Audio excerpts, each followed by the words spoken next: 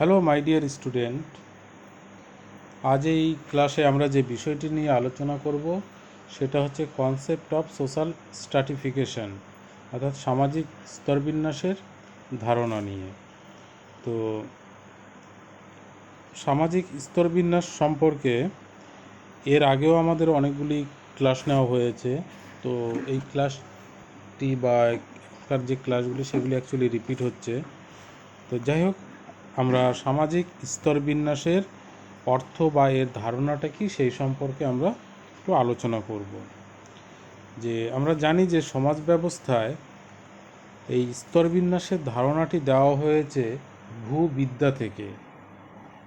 সমাজতত্ত্ববিদগণ সমাজস্থ ব্যক্তিবর্গকে ক্রমোচ্চ স্তরভেদে বিন্যাস করার জন্য ভূবিদ্যার এই ধারণাটির সাহায্য গ্রহণ করেছেন, যে সমাজস্থ ব্যক্তিবর্গকে উঁচু নিচু পর্যায়ে বিভক্ত করাকেই বলে সামাজিক স্তরবিন্যাস। কোন সমাজের সকল সদস্য কোনোভাবেই অভিন্ন স্তর বা পর্যায়ে অন্তর্ভুক্ত নয়। মানব সমাজ সহজাতভাবেই বিভিন্ন স্তরে বিভক্ত, অর্থাৎ যে কোনো সমাজের সকল অধিবাসী বিভিন্ন স্তরে বিভক্ত, একেই বলে সামাজিক স্তরবিন্যাস।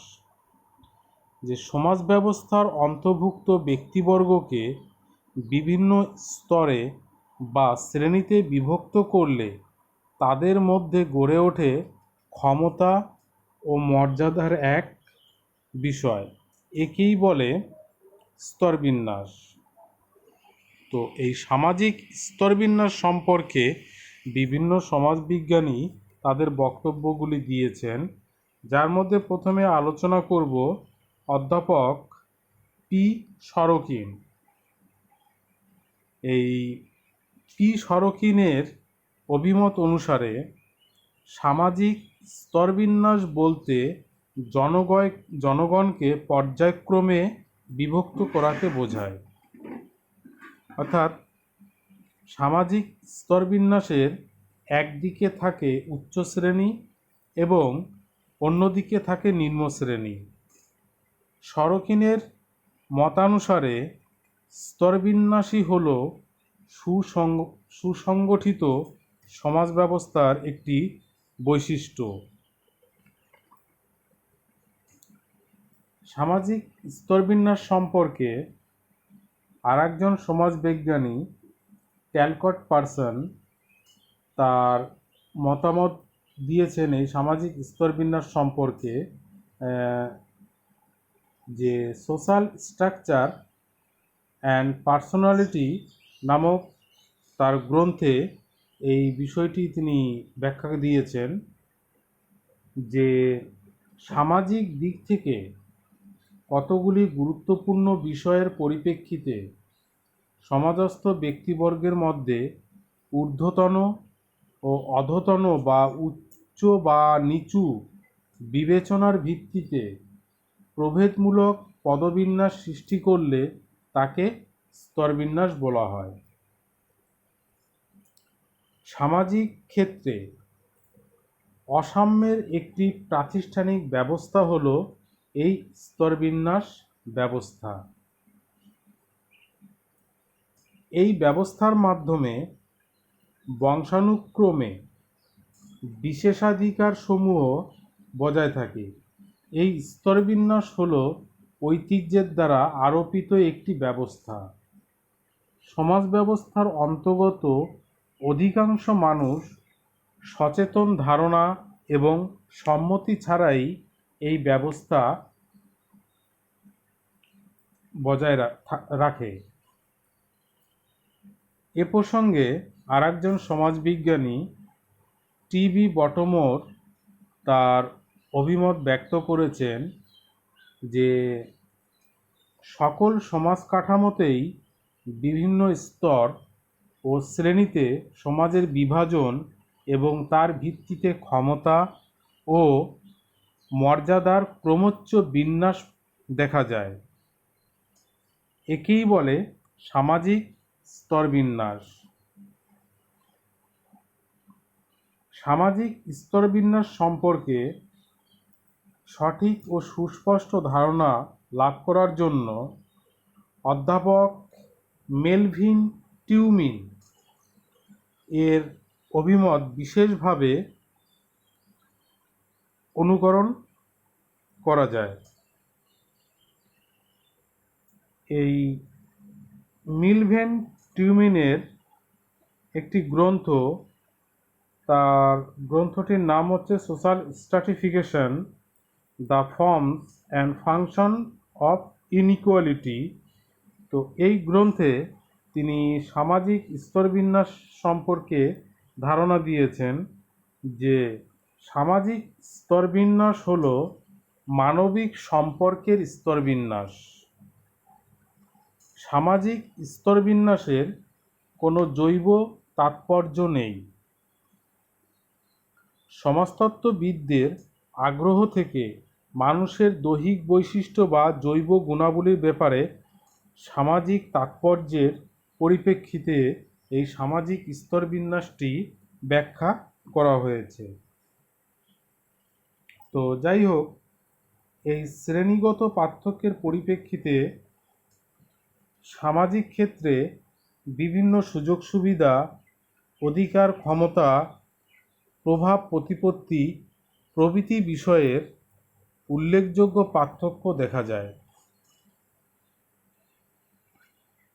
সামাজিক মানমর্যাদা ও রীতিনীতির নিয়ামক হল সামাজিক স্তরবিন্যাস।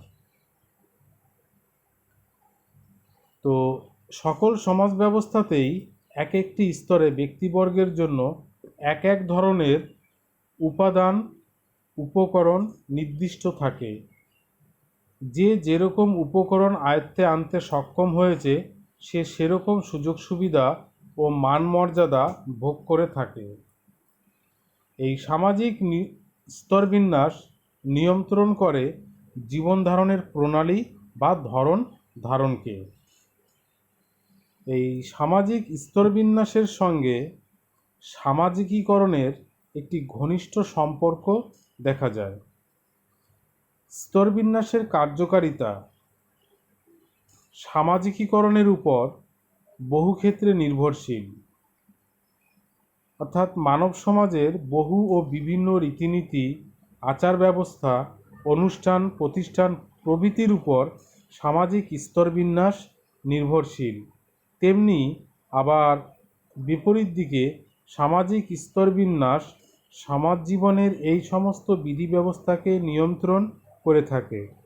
মানুষের জীবনযাত্রা প্রণালীর সঙ্গে সংযুক্ত সুযোগ সুবিধা অথবা ব্যবস্থাদির ব্যাপারেও সামাজিক স্তরবিন্যাসের কার্যকরী প্রভাব অস্বীকার করা যায় না। তো সামাজিক স্তরবিন্যাসের এই বিভিন্ন পার্থক্যের পরিপ্রেক্ষিতে যে সামাজিক মর্যাদা এবং ভূমিকা ভিন্ন হয়। সমাজের উচ্চ শ্রেণীর ব্যক্তিবর্গের সামাজিক ভূমিকা ও মর্যাদা সমাজের নিম্ন শ্রেণীর ব্যক্তিবর্গের সামাজিক ভূমিকা ও মর্যাদা থেকে আলাদা হয়ে থাকে। সমাজের উচ্চ শ্রেণীর মানুষ উচ্চ মর্যাদা লাভ করে এবং নিম্ন শ্রেণীর মানুষ নিম্ন মর্যাদা লাভ করে। বস্তুত এই মর্যাদাবোধই একটি সামাজিক স্তরকে অপরাপর সামাজিক স্তর থেকে স্বতন্ত্র করে। তাছাড়া উৎকর্ষ ও অপকর্ষের ভিত্তিতে সামাজিক স্তরবিভাগ নির্দেশ করা হয় এবং এই স্তরভেদ মোটামুটি স্থায়ী প্রকৃতির। তো এদিক থেকে বিচার করলে সামাজিক স্তরবিন্যাস খাড়া একটি সিঁড়ির মতো বলে দেখা যায়। অর্থাৎ সামাজিক স্তরবিন্যাস হলো একটি সামাজিক সিঁড়ি। এই সিঁড়ির যে যত উচ্চ ধাপে অবস্থিত সামাজিক সুযোগ সুবিধা ও মানমর্যাদা তার তত বেশি।